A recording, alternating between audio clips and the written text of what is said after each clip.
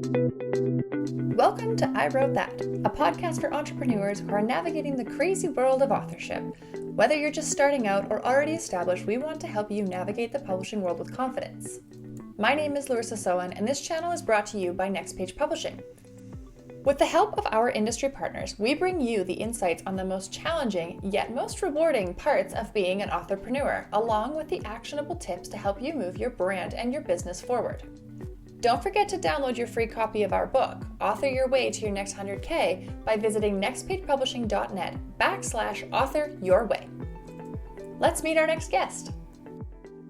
Welcome back to another episode of I Wrote That. My name is Larissa Soehn, and I am your host and the CEO of Next Page Publishing and the founder of BooksUnlimited.app. Today, I'm very excited to have one of our up-and-coming graduates and authors, Amy Jacques, and she is on this incredible journey of self-awareness, and she launched into it in her mid-50s, which already just makes her an amazing person to know and to communicate with and connect with.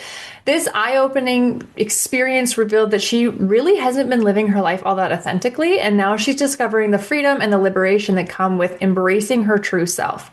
Inspired to share her thoughts, she authored the book Chasing Worthiness, which is set to come out in just a few days, which is so exciting. And it's here to help others on their own paths to authenticity.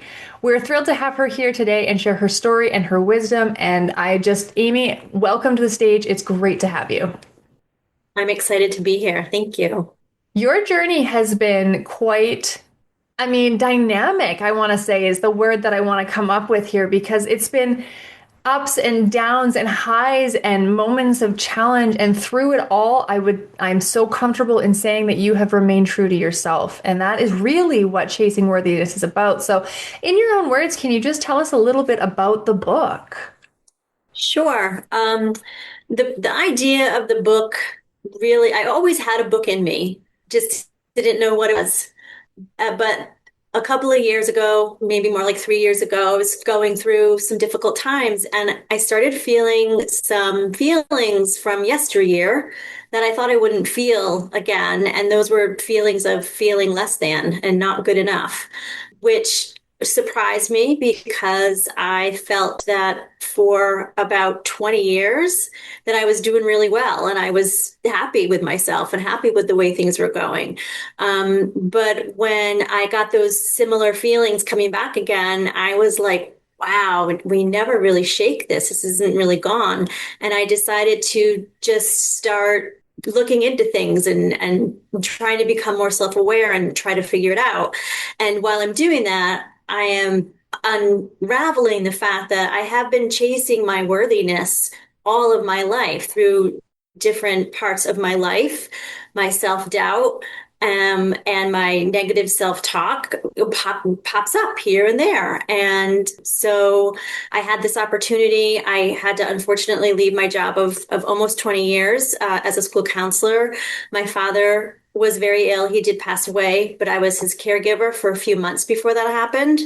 And now, real quickly, I have become my mother's caregiver. So it was like life's moving along, and then bam, you know, transitions were just all different transitions at one time, felt like they were going on. And I was really feeling like I couldn't really grab all of the strings of all of the balloons that were floating around out there for me. So that's when I met Next Page Publishing through a writing boot camp, and I decided to put it all down on paper and put it in a book. So that's how it started.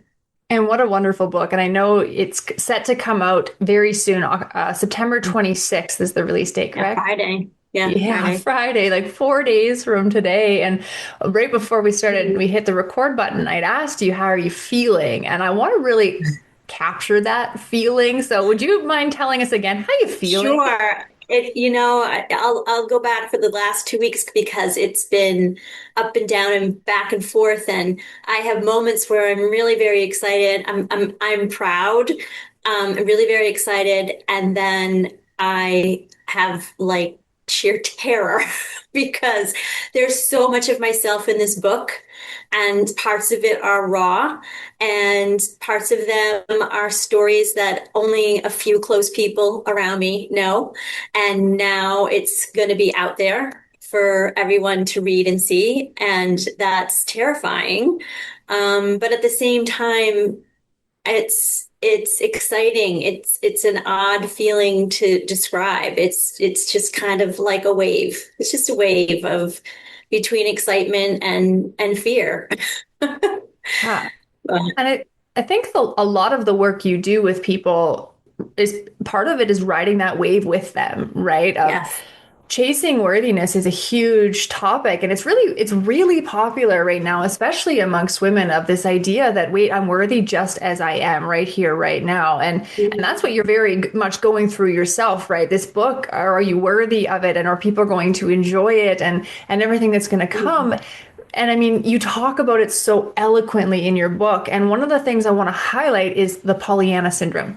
And I'll be totally honest, when I read your book for the first time, I had no idea you explained it to me, obviously, so now I know, but I had no idea what that was. And it was such an eye-opening way of looking at it for me that I truly enjoyed. So I would love it if you could tell us, what is the Pollyanna syndrome? Right. Well, I believe that Pollyanna, I call it a mask, my Pollyanna mask. I believe that she came from what I witnessed my mother do in growing up, which is how it works for everyone. And everything was great with my mom. Everything was going great. Everything was fine. Everybody had everything they need. Everything was equal. And it was the role modeling to me that this is what you do. Well, I started to do the same thing. It really hit me. It probably hit me sooner or earlier, but I remember it really hitting me when I became a parent. And all of a sudden, I felt like all eyes were on me. It's an exhausting feeling. It's not a true thing, but it was really true for me. Like I really felt like I was a spotlight, and everybody was watching to see how I was going to parent these children and raise these children. Everybody's talking about happiness, happiness, happiness. And so Pollyanna just popped up, and she's the person who is the positive person, and there's a positive spin, and everything is good, and everything is where it should be and as it should be, and you're happy. And inside I was struggling like so many other people, but I had no idea. But I was struggling inside. I was diagnosed with depression, diagnosed with anxiety. Yet I had to put out this persona that everything was great and everything was wonderful, but it really wasn't. And I think that a lot of women, especially, in my age, in my generation, kind of grew up the same way. So I know I wasn't the only person, and my story isn't all that, out there. It's a common story. During my generation's time, we did not talk about it. You just put on the mask, and that's where you operated from. So everything was great. Everything was always wonderful. And that's how it was, but it really wasn't. Right. And it's not sustainable, right? If we don't deal with it It, ourselves, we just it pass it is along. it is not sustainable. It will exhaust you. It will tear you down. I mean, as in my book you'll read, I struggled with drinking, and that was part of what I felt kept me together.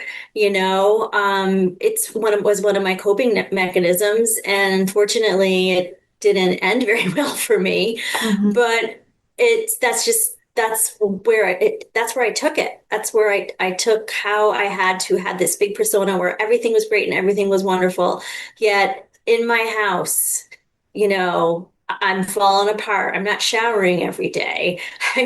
I'm making mac and cheese every day. I'm yelling at my kids. I letting my kids watch too much TV. It was just like like in my mind, I'm like, well, this is all madness. What I'm allowing to happen is madness. But then when I opened the door to leave, it was like everything was wonderful. And it was such a cognitive dissonance. It was a really difficult way to live, but I didn't know while I was living it how difficult it was. Yeah, cognitive dissonance is something you talk about a lot in your book too, right? Because it pairs right up with Pollyanna syndrome. And Yeah. I think the root of what you just said is that it didn't feel good. Like there's nothing wrong with overdoing the craft dinner and overdoing the TV, but it's that feeling Right. that it creates inside of us that it's like, I don't, this Mhm. isn't what I want, but I don't know how to do different. Right. That's Right. huge. And I felt very isolated. Interestingly enough, I was like one of my very first friends to get married and have kids. I did it right out of college, and I have a lot of friends who waited until their 30s. So I was very isolated. And I felt alone all the time. I was very, very lonely as I parented my children. And that just makes the exhaustion two times worse, three times worse. I don't know. It was horrible. Yeah. Um, Not that everything was horrible in my life, but it was horrible that I had to go and wear this mask to pretend like none of that was happening. Yeah. I should have been able to find a group. I should have been able to feel comfortable to say things. I should have been able to, express myself, but I I didn't know I could. Yeah. And that's not just Didn't on know you, I right? could. That's on the culture and communities that surround us. We've gone into these nuclear families, right? Where we are supposed to be working alone and in isolation and everything, when you were doing it too, and it's a little bit now, but less so, it's the mother. The mother does it. She's the nucleus of this nuclear family, right? Well, and my husband worked like 70 hours a week. So it was me. And it was always me going off to family picnics and going off to family dinners and going by myself. My husband could never be there because he worked. We own a business. We still own it and we own a business and he still works 6 days, days a week, which is easier now because my kids are grown and they're grown-ups and they're gone, well, they're not gone, but they're, not in need of my parenting anymore. And I I doesn't feel as awful as it felt when I was literally parent. I call myself the married single mother. That's what I always called myself.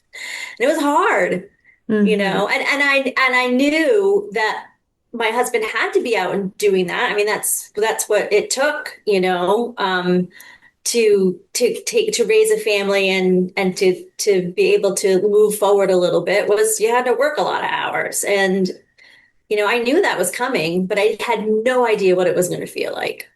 Mm-hmm. And I think this is what you in your coaching practice and your book and everything that you've been working towards is this giving, it's not so much permission as it's space for Space. women to come in and find connection and community and support. It's everything that you wished you had had now. Hmm. And because Hmm. of the space that you're creating, it Hmm. does give, it ends up giving people permission, whether we like that word or not. I know lots of people right now are like, I don't need your permission. And it's like, well, sometimes we do though. I It's some, needed permission. I will tell you that. I needed permission. I couldn't let my walls down. So for many, many years, I lived completely inauthentic. I was not authentic. I was living a life of inauthenticity. And I had no idea how much damage that was doing for me because I was just trying to live until, you have those really low moments of self-doubt or, lack of self-worth and you start realizing, wow, I'm not this happy person and my family struggles and my kids have struggles and my husband and I have struggles.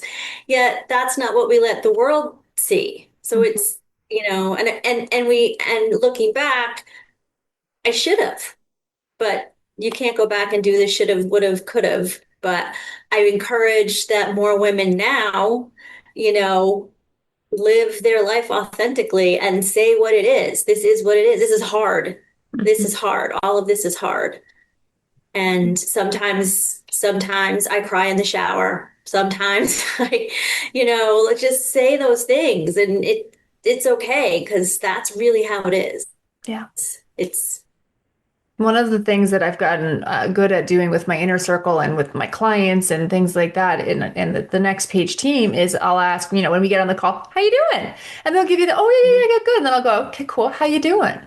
And you just drop the octave a little bit. I really want to hear your answer. How are you doing? Because that is on the surface too as a communication style. How you doing? Oh, good. That's the answer, right? And Amy, you are very inviting to people when you sit down and when people talk to you. I don't know if you even know this, but I feel comfortable with you. I sit virtually across from you, right? And I feel like Amy wants to hear what I say. And in her book, I'm going to talk as if you're not here now. In Amy's book, she brings that level of connection and community into the writing because again, it gives you space to see yourself in Amy's words, and that is very talented to do, and it shows the mark of a person who knows how to hold space. It comes through in your writing so strongly. It's interesting that you say that the whole idea of how are you, and everybody goes, oh, I'm fine, sure. I ask the same thing from my clients. When you show up for me, show up as you are that day. Like, I don't want masks. This is your time to work with me, and you can shed your mask. So if you get on the call and it's been a rough day, that's where we start. It's been a rough day, because that helps develop the safety piece of feeling safe to talk to, that, you can just say whatever it is, just say it, show me, this is your time. This is your space. Because oftentimes we do that. I'm fine. Everything's good. That's what and like going all the way back, that's what I grew up with. My mom, everything was good. We're conditioned. Everything's fine. Yeah. I mean, I worked in corporate for a number of years, and you worked in the school industry. And if it got too emotional, they'd pull it back, right? Oh, nope, we are a company, not a family. And in a lot of ways, that's healthy to keep those boundaries up, but that spills over into the other relationships in our lives. And as adults, when really all we have for relationships for a lot of us is the colleagues we have, we get those, they start to become friendships, but are they really? And it gets very twisted. And so having someone like you in our corner to practice letting the mask go, because it does take practice to be authentic, like a huge amount, like not even just like a little, like a lot. Yeah. That's what you do, right? You give people that you challenge them first. How are you really? Drop the mask. And then how long can we maintain that? Whatever's underneath. It's beautiful. What I tried to have my clients come to understand is that if you don't show up how you are, you're not going to be able to ask for what you need. They're not going to be the needs that you really need. They're going to be the needs of the persona that you're putting on. You're not going to be able to really advocate for yourself because you're being somebody else. So the more that you're allowed to let people see who you are, the better chances you have of getting the things that you need and you want to lead a content life. So lead a life that you enjoy. And I think this is the thing. You don't have to enjoy it at its highest all the times. I've started to get to the spot where I enjoy the lows too, because it gives the dichotomy, right? I can't always be happy. That's Pollyanna. Then we're not real, right? But if I can She's tired. Pollyanna's really tired, by the way. Yeah, she is. She's been working hard. And I think if we can recognize that in the low, there are moments that we will get back to the joy eventually. It might take a while, it may take a week, a month, a year, whatever, but it's coming back. The lows, it's surprising actually how quick, like once you recognize this is a moment, I'm going to wear it as it is because I'm not hiding from it. I'm not denying it. I'm not escaping from it, but it will be over. And oh, how good is it going to feel when it is? Yep. Right. All right. We're going to take a really quick commercial break. And then when I come back, I want to know a little bit more about your writing process, because I kind of hinted it at the beginning that it was very up and down and back and forth. And I want to ask you more questions about that. So we'll be right back. This season on I Wrote That, we're not just talking about books, we're giving them to you. My brand new book, Author Your Way, is finally here. And you can download it right now, completely free at booksunlimited.app. That's booksunlimited.app. Inside, you'll learn how to write a business-boosting book that builds your authority, attracts aligned clients, and grows your income, without getting lost in the publishing chaos. And here's the bonus. I've included a powerful resource kit to help you plan and start your book. Just follow the instructions inside the book to unlock it. And while you're there, check out a growing library of free reads, business books, memoirs, fiction, self-help, and more. No paywalls, no subscriptions, just powerful stories and big ideas, freely shared by bold authors. Visit booksunlimited.app and download your next chapter, starting with Author Your Way. Okay, we are back with Amy Jacques, who is releasing her book, Chasing Worthiness, in just a couple of days. And her book's going to be available on Amazon and on booksunlimited.app, where you can grab it for free and then connect directly with Amy as the author and find out more about what she's got going on in her world, how you can work with her, events and speaking that she has coming up. So very excited to have her on that platform. Now, Amy, we did talk a little bit about the writing process. And you struggled a lot with imposter syndrome throughout it. I'm just going to name it as it is, right? You got it. How do you think that affected the overall process to the point where you are, 4 days from launch? Wow. Well, I gotta say, I couldn't have done it without the writing coaches that I had and the people that were available to me through Next Page Publishing, because I didn't know what I was doing. I I always say, well, I'm not a writer. I can't really write. Although people have told me before that they think I can write, but it's not something I thought would ever be part of my career or anything I ever did. And so I had to get over that pretty quick, because when you don't say you're a writer, when you say you can't write, you're not really freely writing because you have that constantly holding you back. And so I had to work through that piece and then start to really own, well, if I'm writing, I'm a writer, period. If I'm writing, I'm a writer. I can do this. And you know, as I wrote the book, and I gosh, you guys were so patient with me. As I wrote the book, I exactly what was told to me was going to happen happened. I got to say my sixth, seventh, eighth chapter. I'm looking back now at chapters 1, 2, and 3. I want to rewrite them because my writing has changed so much that I want my first 3 chapters, when I wasn't really adept at writing and how to write, I want to go redo them now that I have finally figured out the process, because I didn't really figure it out until like chapter 5 or 6. And you don't until you work through it. It's really not something that you can read in a textbook. This is how you do it. You have to like experience it. And I experienced with people helping me, which was so incredible, because I didn't have like a timeline, like a detailed, like this is what's going to happen then, until after I learned that, each chapter I need to sit down and kind of chart out how I'm going to do this. And it just took a few chapters to really understand how to do that. So what my writing process was, it's going to be what it's going to be. And I listened, I tried to follow and listen everything that was being coached to me and what was recommended to me, which was all really helpful. And that's where I grew as a writer. Oh, that was my process. I don't know what kind of process that sounds like, but it sounds like pretty much every author's process. It was, other Amy Vogel was your coach. So we paired the Amy's up together just because we like to make our lives hard. And she would come into our team meetings every week and say, Amy's doing great. She'd give us a little snippet of the mental hurdle you worked through the week. And then she'd tell us, well, she always was one. Right? Every week we had a new one, but every week you gave us a new chapter. And that was the beauty of working with you, Amy, as a client, and what it shows to. I always tell, when I have new clients, I can always tell how good of a coach they are by how good of a client they are. Right? And a client that can take feedback and integrate it. And even if they have that strong emotional reaction, that whoa feeling, because we do, right? Humans, feedback, scary, ick.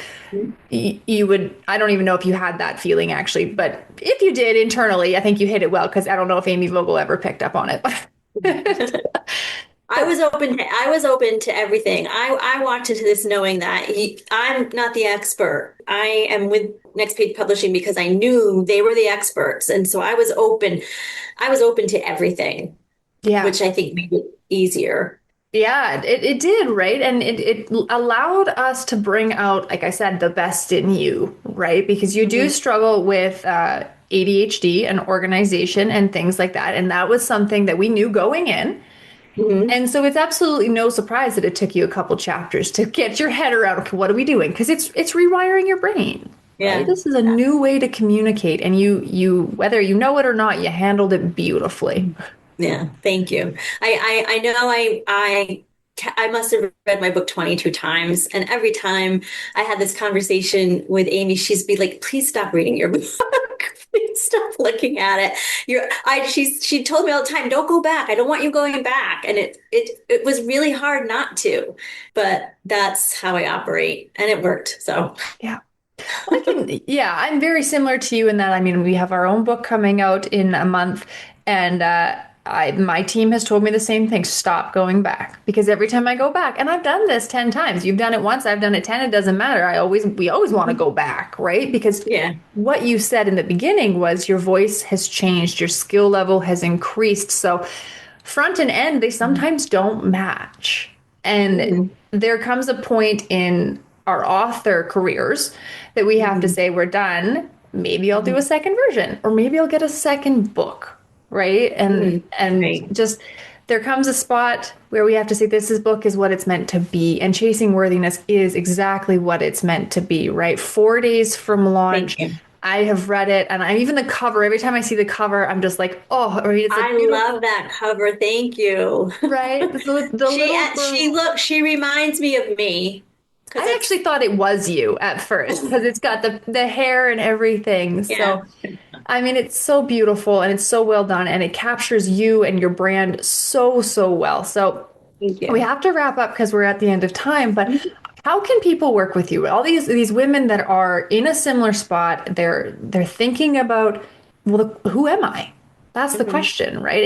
If I'm not this mask, which is at this point so fused to my essence, I can't distinguish it from me. Mhm. How do they connect with you? How do they work with you? What does that look like? Oh my gosh. So it's easy to connect with me. My email is Amy at AspireSelf, the SELF, aspireself.com. Please email me. I'm really good at getting back to emails because I don't like sitting around waiting for people to answer. So I always try to make sure that I turn around as quick as a response as I can. You can check me out at my website, www.aspireself.com. Those are the two best ways to find me. And I'm always open to talk. The first 30 minutes to 60 minutes that we meet each other aren't going to cost you anything.